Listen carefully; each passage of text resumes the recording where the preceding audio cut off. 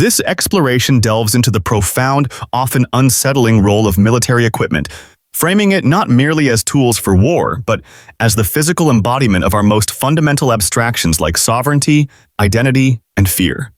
The discussion traces how this hardware acts as a physical grammar that makes abstract concepts non-negotiable, performs in a global theater of deterrence to prevent conflict, and tragically succeeds only when this silent performance fails, leading to destruction. It further examines the haunting legacy of this equipment, which persists as a vessel for memory long after its active use. As these machines grow more sophisticated, promising ever greater certainty, what deeper questions about our own humanity are we inadvertently silencing in the process? Okay, let's start with this image the source gives us. Imagine a line drawn in the dust, right? Just a simple boundary. Right. Now, picture a shadow falling across it, but not a quick shadow like from a cloud or something. No, this one stays. Exactly. It lingers, it gets deeper, darker. It sort of solidifies until, well, the source says it seems to have more substance than the actual line itself. It becomes this undeniable presence. You can almost feel its weight. And that image, it's not just poetry, is it? Not at all. The source material tells us this is the fundamental question humanity has spent, get this, 10,000 years trying to answer. 10,000 years, wow. And that really sets up the mission for this deep dive, doesn't it? We're going to explore military equipment, but probably not in the way you, the listener, might usually think about it. Right, not just as, tools for fighting wars. Precisely. Our source presents this radically different view. It calls military equipment the corporeal form we give to the most potent and dangerous of our abstractions. The idea of us, and by extension, the idea of them. The idea of us and the idea of them? That's heavy. It is, and it frames this concept as the physical grammar of sovereignty. Grammar, suggesting something really fundamental about structure, about rules, but made physical. Exactly. And tied into that is this claim the source makes that's, well, it's genuinely disquieting. It really makes you stop and think. What's that? It suggests that when a weapon is actually used in a conflict, that's not its moment of triumph. Instead, it's the catastrophic failure of its primary, more insidious function. Failure. That turns everything on its head. It really does. So we're going to dig deep into what that actually means for us, for how our societies are put together, and maybe uncover some of the hidden forces that really run the world. And ultimately, our goal here is to try and illuminate some of those underlying mechanisms, the gears turning behind global interactions. Yeah. We want to take these big, often abstract ideas, sovereignty, deterrence, collective identity. Concepts we hear about all the time. Right, but make them tangible, relatable, maybe even a little unsettling by looking at them through the lens of the machines themselves. Hopefully, you'll never look at a tank or a fighter jet quite the same way again after this. Okay, so let's dive right into that core question then. This deep, almost primal human impulse to give solid form to things that are, well, inherently formless, like ideas or fears. The source starts with that powerful image, the shadow, the line, and then it immediately gives us humanity's ancient response. It says, we have spent 10,000 years trying to answer it. And how did we answer? Not just with words. No, with sharpened flint, with cast bronze, with forged steel, with fissile cores, we have answered it with equipment. That really grounds this whole abstract idea right back in our earliest history, doesn't it? It absolutely does. And what I find so illuminating there is this focus on the fundamental human need to make abstract concepts physically real. Yeah. The source puts it beautifully, saying, we are creatures of abstraction who live in a world of unforgiving substance. We essentially conjure ghost nations, laws, ideologies, gods, and then, terrified they might not be real, we are compelled to give them bodies. Terrified they might not be real. That's powerful. Isn't it? It suggests this deep-seated anxiety drives us to build things. And it's not just about military hardware. It's a comment on how we construct our whole reality. We build the physical proof of our collective beliefs, and maybe more importantly, our fears. So to maybe put that slightly simpler for everyone listening, think about a kid who's scared of a monster under the bed. Okay. The monster itself is just an idea, right, of fear.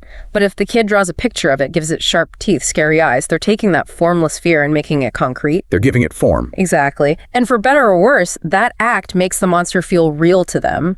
The source is arguing that we do the same thing, just on a massive societal scale. That's a great analogy. And this is where the source makes that really interesting, maybe even disturbing connection. It links that primal urge directly to military equipment. Right. It says this equipment is nothing less than the corporeal form we give to the idea of us, and by extension, the idea of them. It's not just a symbol, it is the body. Precisely. It embodies those identities. Yeah. And to really get into what the source means by the physical grammar of sovereignty, we need to see it as this intricate, lethal machinery that translates the ephemeral consensus of a map into the brutal finality of a fact on the ground. Ephemeral consensus, that phrase really jumps out. It does, doesn't it? It highlights how fragile these agreements are, like a line on a map. It's just an idea, an agreement, maybe unspoken. Until the hardware shows up. Exactly. The moment military equipment enters the picture, its purpose, its truest, most constant purpose, according to the source, is to make a story non-negotiable. To lock it down. To lock it down. Yeah. To enforce a specific narrative, a definition of us versus them, through a physical reality you simply can't argue with. So, if we unpack that analysis a bit, take that line on the map again. It's just ink on paper, an abstract idea, until something physical enforces it. Like a border patrol jeep. Or a watchtower, or a military base nearby, or even just a fence with guards. That physical presence, that equipment, it makes the idea of the border real, tangible. It gives you consequences. Right, you can't just ignore it or wish it away. The equipment transforms the abstract rule into a concrete barrier. It's the difference between someone saying, please don't cross, and finding a wall in your path. A wall with teeth, potentially. Exactly. Now, this leads to another really counterintuitive point the source makes. When most of us think about a weapon being effective, what comes to mind? Probably using it, firing it, an explosion. Right, the trigger pull, the missile launch. We assume it's only working when it's actively doing something destructive, but the source completely challenges that. It uses this fantastic analogy. Saying a weapon is only effective when used is like saying a word is only effective when it is screamed. Oh, that's good. That really makes you think, because words have power even when whispered or just written down. Precisely. And the source applies that logic to military hardware. The profound insight here is that the machine is always effective, always. How so? It works its power in its silence, in its potential, in the cold, calculated weight it presses upon every moment of peace. So its actual use in a conflict, that's not its success. That's the failure. That's the catastrophic failure of its primary, more insidious function. This constant, quiet pressure, this ever-present potential, that's where its real continuous power lies. It's working all the time, even when it seems to be doing absolutely nothing. So let's unpack that a bit more. This latent potential, this threat that just exists. How does that actually influence things? Well, think about global politics, or even domestic policy. The mere existence of a powerful military, even if it's just sitting there, shapes everything. Give me an example. Okay, diplomatic negotiations. Even if no one explicitly says, do this or else, the knowledge of what another nation could do hangs in the air. It influences concessions and trade deals, maybe how countries vote in the UN, or even internal decisions like how much a government spends on its own defense versus, say, healthcare. Right. It's the unspoken context, the background radiation of potential conflict. Exactly. It's this constant low-level hum of influence, a silent conversation that shapes the geopolitical landscape long before, or maybe even instead of, any shots being fired. It's the subtext beneath almost every major international discussion. You used the word alchemy earlier, this transformation of the abstract into the concrete. Let's trace that right back. What does the source say was the first piece of military equipment? It's probably not what most people picture. Yeah, you might think of a castle or maybe a bronze sword, but no, the source points to something much humbler, much earlier, but just as revolutionary in its impact. Which was? A simple palisade of sharpened stakes encircling a nascent village. Just a basic wooden wall. Simple, yet profound. Totally. Before that wall, the source says, the village was just a concept, right? A loose affiliation based on family proximity. It existed mainly in the mind, in shared custom, in stories. And the world outside. The wilderness beyond was this permeable threat, a source of constant low-level anxiety, something unknown that could just seep in. But the wall changed that. Instantly, the source says it changed the very nature of reality. It wasn't just about keeping wild animals or enemies out physically. It fundamentally solidified what was in. It created a here. Exactly. It turned a feeling of belonging, a psychological space, into a physical, tangible one. The village wasn't just an idea anymore. It was a place with a defined edge, an undeniable boundary. It became, as the source puts it, an argument made of wood and earth. An argument made of wood and earth. I like that. And what was its simple thesis? Very simple, very absolute. Here we end, there you begin. This distinction is not a matter for debate. Boom, clear line drawn. And that connects to something really relatable today. Think about putting up a fence around your own yard. Before the fence, maybe there's an understanding with your neighbor, an implied line. But the second that physical barrier goes up, It changes things. it instantly changes the meaning of the space, doesn't it? It changes your relationship, clarifies ownership, creates a definitive boundary where there was just an idea before. It makes the understanding into a fixed physical reality. That's a perfect everyday example. And that whole process, taking something abstract like ours or fear and turning it into something concrete, physical, that's what the source calls transubstantiation. Like changing one substance into another. Right. Usually we think of that in a religious context, but here it's about changing an idea or an emotion into a physical object. And the source argues that all military equipment is essentially this exercise in transubstantiation. It really is like a form of alchemy, isn't it? Taking something invisible, and tangible. The source calls it the formless vapor of fear. Fear of invasion, fear of irrelevance, fear of annihilation. One of those anxieties. And condensing it, forcing it into the cold, hard logic of a machine. That's the core transformation. Our deepest fears are given physical form. And the source gives some powerful modern examples of this. It does. Consider a nation's foreign policy that delicate, complex tapestry of diplomacy, threats, and promises. It's all abstract strategy, words, intentions. Until Until it becomes a carrier strike group. Suddenly, that policy has a 10,000-ton body, a nuclear-powered heart, and its voice is the roar of supersonic jets.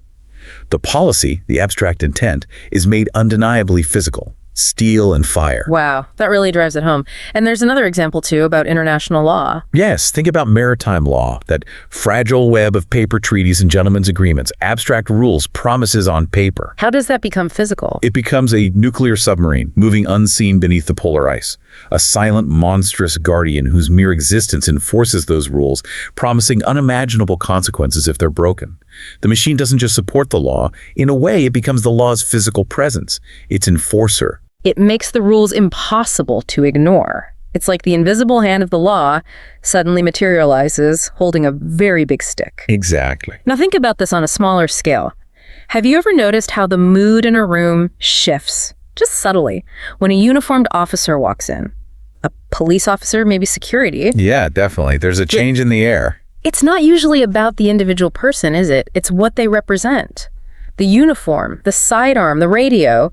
The source points out these are not mere accessories. Yes, they're symbols, but they're also functional objects that tether the abstract authority of the state to a physical presence. They make the authority real, tangible. Right. They're a constant, low-humming reminder that the rules are not suggestions. They're backed by something concrete, something capable of enforcement. And what I find so powerful is how we can scale that same principle right up to the global level. That tank sitting quiet in its hangar, that fighter jet parked on the tarmac, the missile waiting in its silo. They aren't just sitting there being useless. They're working. They are performing their primary function just by existing. The source calls them the physical guarantors of a collective fiction. A collective fiction, like the idea of borders or the value of money. Exactly. They're a huge part of why those lines on the map generally stay put, why the currency in your wallet is accepted, why international agreements most of the time hold, why we generally follow the societal and political scripts we do. They provide the physical backing for the stories we tell ourselves about how the world operates. That's a really profound way to think about it. The source even pushes this further, suggesting they are the golems of the nation state, animated by the clay of our industry and the inscribed scroll of our political will. Golems. Wow. Meaning they are constructs given power by our collective will and industry. Right. These silent machines, just by being there, underwrite global stability, currency value, our adherence to rules. Their existence creates the bedrock for so much of our reality. So for you listening, think about that. How does the mere existence of these powerful machines, things you might never see or interact with directly, shape the rules you live by? How does it influence the economy, your sense of security, even when there's no war happening? It's this constant silent pressure, isn't it? A low hum beneath the surface of everyday life, constantly reinforcing what's considered real, what's possible, and what's forbidden, establishing the boundaries of our world. Okay, so if step one is giving physical form to these abstract ideas like us and them, making sovereignty tangible, what's the next step? What's the equipment doing day to day when there isn't an active war? Well, according to the source, it's performing. For most of its life, military hardware is not a tool of war, but a principal actor in a global theater. A global theater? What does that mean? The source describes it quite vividly. It says the stage is the parade ground, the international waters, the airspace above a contested border. The audience is a mix of potential adversaries, allies, and a domestic population watching closely. And the play. What's the performance? It's a silent, carefully choreographed play titled Do Not. Simple as that. It's a constant, non-verbal communication of capability and intent. A performance to prevent action. That leads us right to something like the Cold War, doesn't it? That feels like the ultimate example of this theater. Absolutely. Think about it. For decades, you had these two massive power blocks armed with enough nuclear weapons to destroy civilization many times over. Intense tension, proxy conflicts. Constant fear. Constant fear. And yet, the big one, the catastrophic nuclear exchange, never happened. Why? Because the performance worked? The source argues, I think very persuasively, yes. Because the equipment performed its role perfectly, not by being used, but by its undeniable presence and its demonstrated power. How is that power demonstrated then, if not by use? Through spectacle. The source points to things like the spectacle of May Day parades in Red Square, with intercontinental ballistic missiles rolling past the Kremlin like metallic gods. Now, that wasn't really for the military planners on the other side. They knew the specs. So who is it for? It was a performance of power, a ritualized display designed to make the abstract threat of nuclear annihilation so vividly real that no one would dare test it.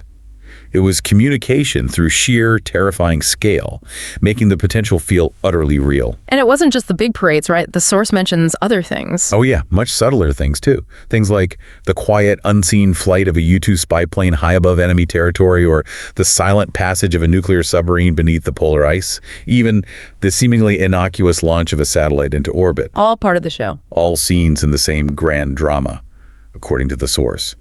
Each one a carefully managed moment, a silent move in this global play of do not, constantly reinforcing the message, we can reach you, we are watching, don't try anything. So this theater, it's not about lying exactly. It's not pure bluff. No, that's a key point. The source says it's about a very specific kind of truth. It is the truth of capability made manifest. It's showing what you can do. And it connects this to something really primal. It does. It says, it is the same instinct that causes a cat to arch its back and hiss, or a gorilla to beat its chest.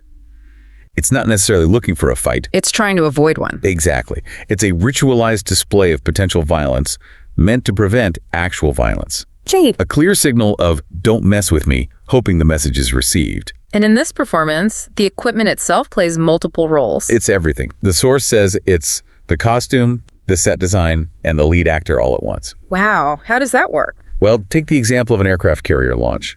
The source describes it as this precise, intricate ballet-steamed catapults, jet blast deflectors, the signals of the deck crew.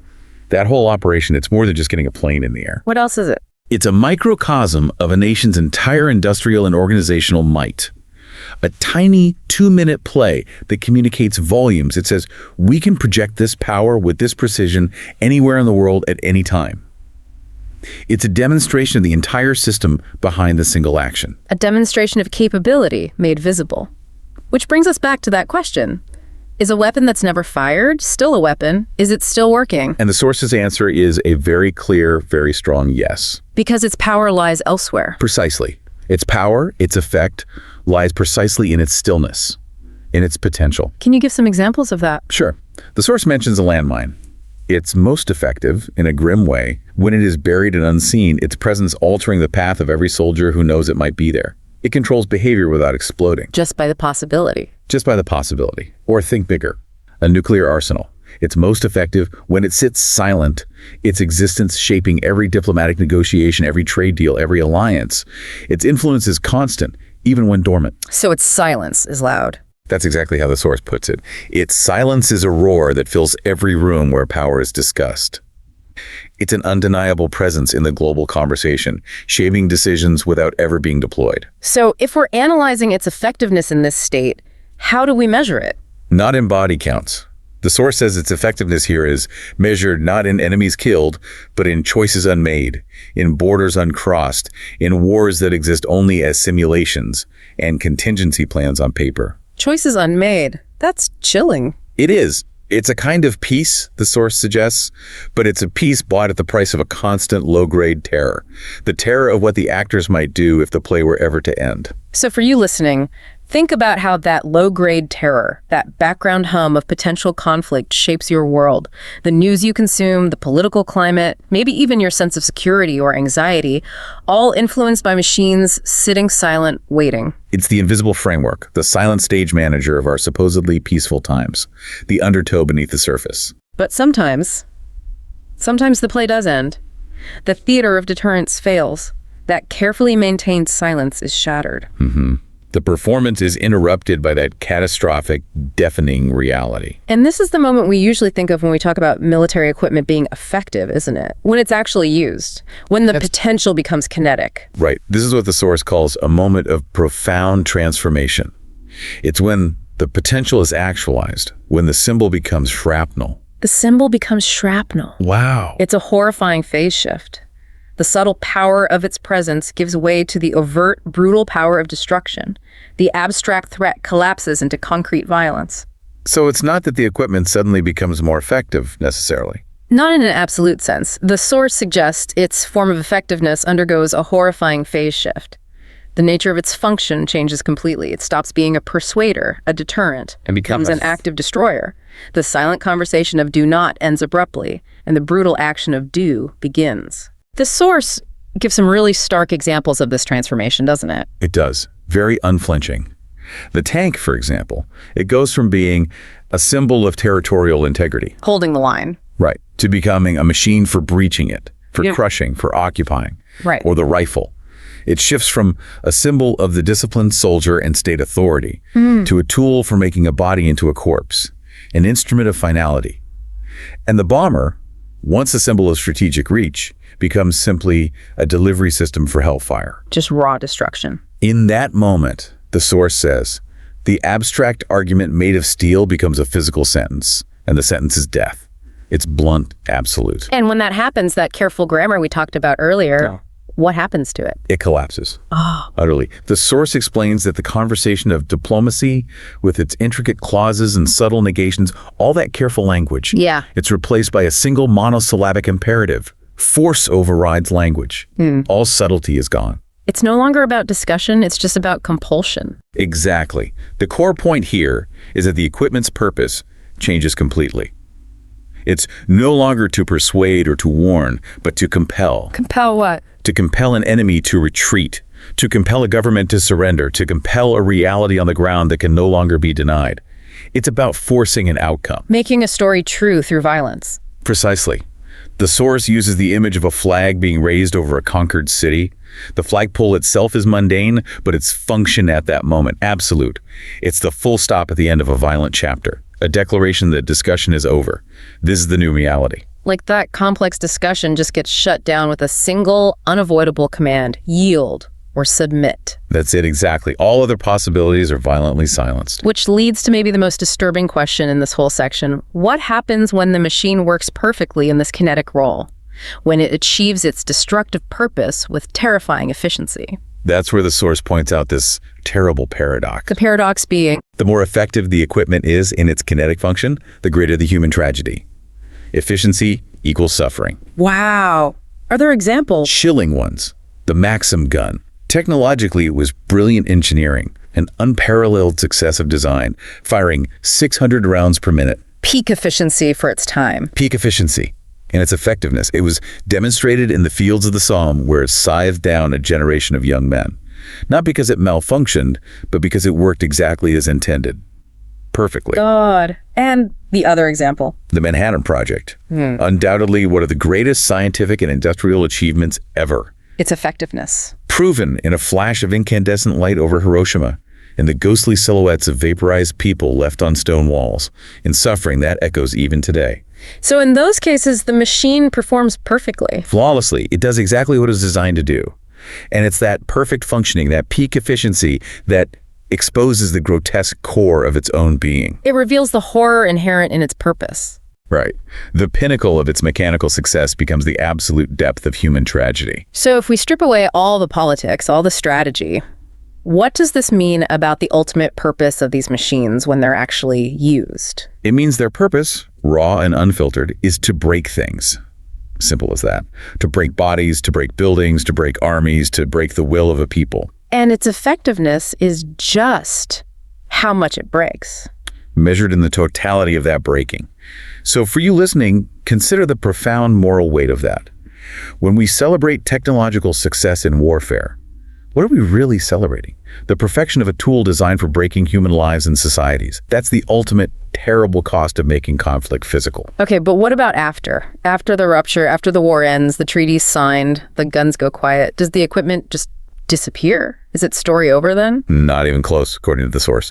It argues emphatically that the equipment doesn't vanish. It sticks around. It persists. And in persisting, it does something else. Yes, it reveals its final, maybe most mysterious function. To serve as a vessel for memory, a ghost that haunts the future. A ghost? How so? It shapes the terrain both physically and psychologically long after the soldiers have gone home. Its presence continues to exert this power, this slow burn effect, sometimes for generations. The source paints a pretty grim picture of this, doesn't it? A battlefield, years later. Very grim. It's not an empty space, not wiped clean. It's a landscape saturated with the memory of the equipment that was used there. The land itself remembers. How does it remember? Physically? Yes. The source gives specific details.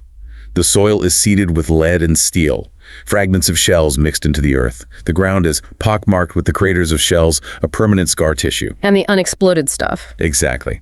Unexploded ordnance lies dormant, a mechanical dragon sleeping beneath the furrows of a farmer's field, its potential for violence still intact, decades later. And there's that heartbreaking real-world example. Laos, where children are still maimed by cluster bombs dropped a half-century ago. A horrific testament to this lingering danger.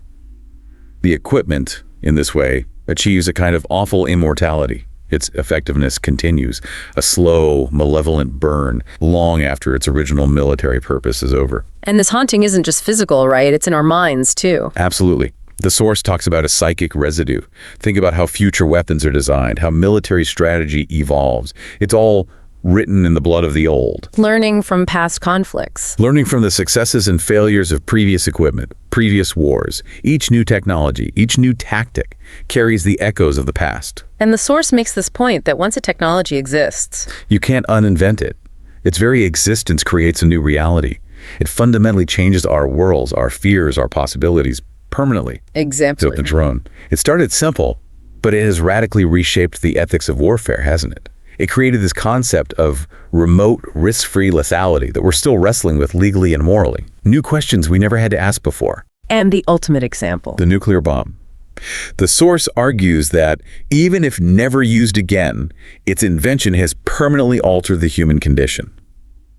We are fundamentally different now. How so? We are the first generations to live with the knowledge that our tools have given us the power to orchestrate our own extinction. That knowledge changes everything. It's a constant presence. It is. The source calls it a ghost that sits at every table of international power.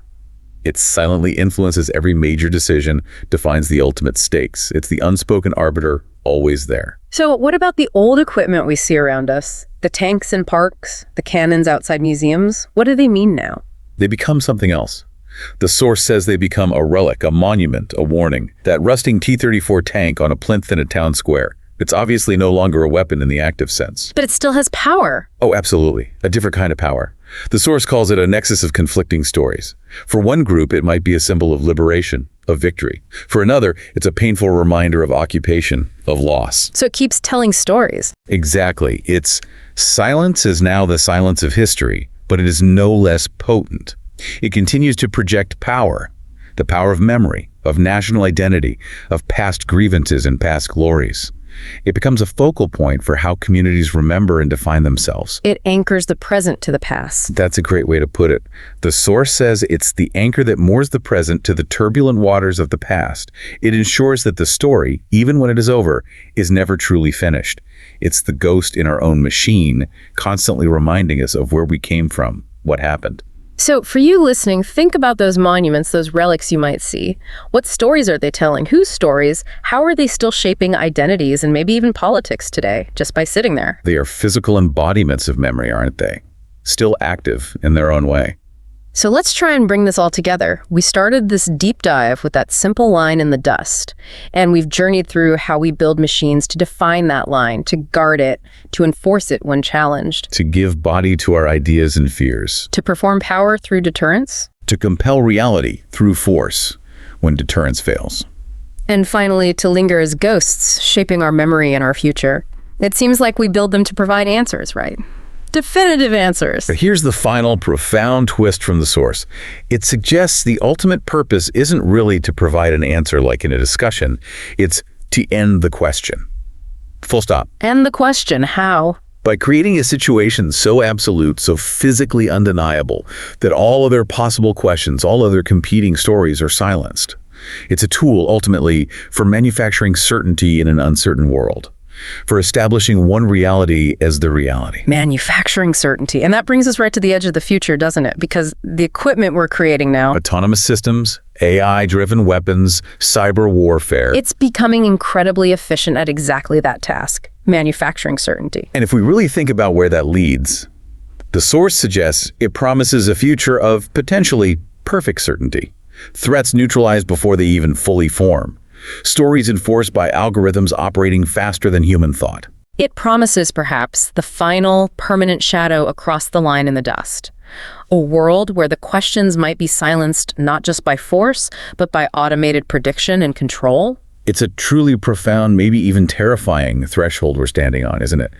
Where the human element in defining us and them and asking the questions might become increasingly managed, automated, abstracted away. Yeah. Hashtag, tag, outro. Wow. Okay. So we've really gone on a journey today, haven't we? Far beyond just thinking about military equipment as, tanks and guns. We really have. We've explored how it acts as this physical grammar of sovereignty, giving tangible, often lethal form to our deepest ideas about who we are and who they are.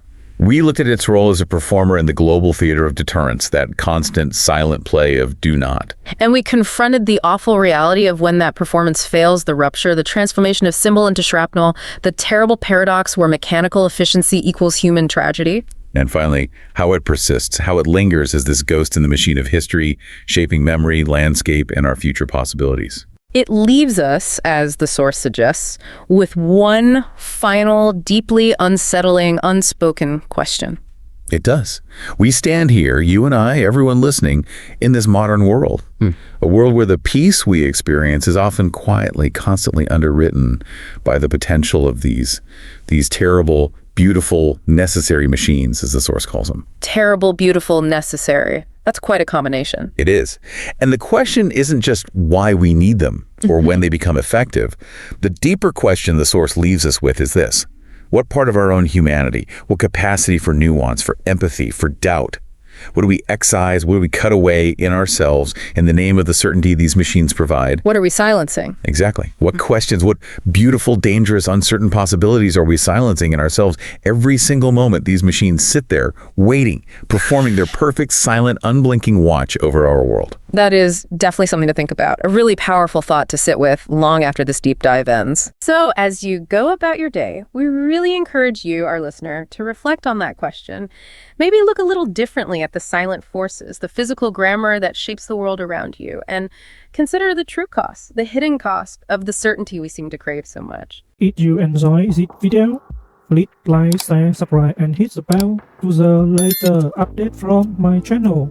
Thank you for watching till the end, and see you in the next video.